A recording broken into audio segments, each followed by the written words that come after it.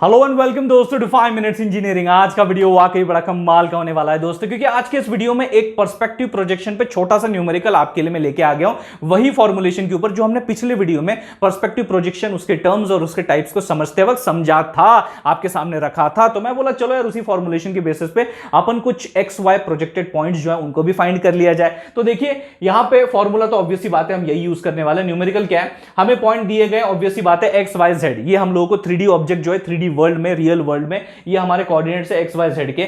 और यहां पे प्रोजेक्शन प्लेन का जो डिस्टेंस डी पैरामीटर जो है वो 5 दे रखा हुआ है।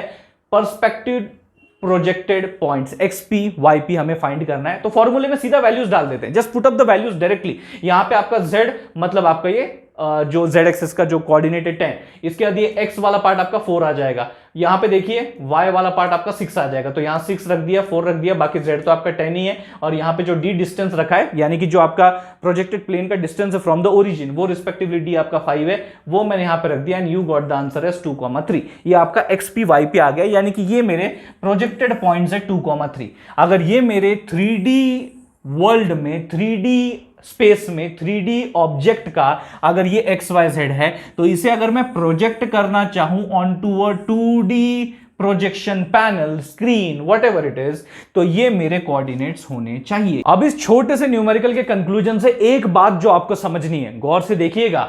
ओरिजिनल पॉइंट वाज 4,6, मतलब अगर ये 4,6,10 जो एक्स वाई प्लेन में अगर सिर्फ 4,6 अगर मैं पकड़ लेता हूं, तो प्रोजेक्टेड पॉइंट्स क्या है आपके निकल के आ रहे हैं 2,3, which is exactly the half. मतलब यहां पे 4 का 2 हो गया, 6 का 3 हो गया, एग्जैक्टली हाफ हो गया। काहे? क्योंकि आपकी जो ये z वैल्यू थी वो काफी बड़ी थी। मतलब कितनी थी जो आपकी z वैल्यू थी? It was like twice of the distance. Distance अगर आपका 5 है तो उसकी दुगनी आपकी z वैल्यू थी। तो ऑब्वियसली बात है अगर आपका डिनोमिनेटर जो है वो बड़ा होगा तो आपका एक्सपी वाईपी जो है वो छोटी वैल्यू आएगी। एग्जैक्टली हाफ आपको यहां पे देखने को मिल रही है। And this is actually the foreshortening in action, जो कि आप देख सकते हो। अगले न्यूमेरिकल में थोड़ी कहानी उल्टी करके देखते हैं। यहां पे मैंने देखिए एक्स और वाई जो आपका प्लेन में कोऑर्डिनेट्स है 6,9 मैंने कंसिडर कर लिया, और जेड की वैल्यू मेरी कितनी 3, और डिस्टेंस ले लिया 6। अब देखिए यहां पे जरा गौर से समझिए इस बात को।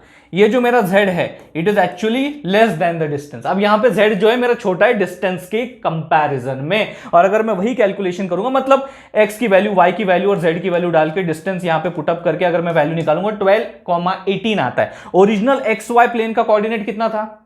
ओरिजिनल जो था xy प्लेन में अगर मैं देखूंगा तो वो 6,9 था। यहां कितना आ गया है? 12,18। मतलब यहां पे ये दुगना हो गया है, यहां पे ये हाफ हो गया था, यहां पे ये दुगना हो गया। क्यों? See the relation between z and d। ये नाता क्या कहलाता है? यही तो समझाता है कि रिस्पेक्टिवली आपका जो ऑब्जेक्ट है वो बड़ा दिखेगा, छोटा दिखेगा, वैल्यूज कैसी होंगी उसकी, xp yp क्या होंगी, यही तो चीज आपको अंडरस्टैंड करनी है। ये देखिए आपका z जो 3 था which is less than obviously 6, तो मतलब काइंड ऑफ हाफ ही हुआ ना, डिस्टेंस का हाफ ही तो आपकी z वैल्यू हुआ। उस वजह से जो ऑब्जेक्ट है वो क्लोजर है देन द प्रोजेक्टेड प्लेन, वो क्लोजर है। तो यहां पे अगर भैया क्लोजर मेंशन किया गया है मतलब ये बिगर होगा, तो आप उसके कोऑर्डिनेट्स देखिए। यहां पे भैया ये थोड़ा दूर है, थोड़ा नहीं काफी दूर है ये, इसका भैया रिस्पेक्टिवली z वाला फंडा आपके सामने है, यहां पे वो डिनोमिनेटर में लग जाता है, तो ये क्या हो जाता है? छोटा दिखता है। और यहां कोऑर्डिनेट्स आपके सामने प्रमाणित करते हुए उस फैक्ट को, सीधी सिंपल बात है, ये रिलेशंस, ये इक्वेशंस, ये फॉर्मुलेशंस, इस तरीके से सिंपल न्यूमेरिकल के थ्रू ये बातें आपको समझनी है पर्सपेक्टिव प्रोजेक्शन की। होपफुली आपको सारा मैटर समझ में आ गया होगा, तो इस वीडियो को लाइक कर दीजिए, उससे भी ज्यादा इस वीडियो को शेयर कीजिए अपने सारे दोस्तों के साथ। थैंक्स अ लॉट दोस्तों फॉर वॉचिंग दिस वीडियो।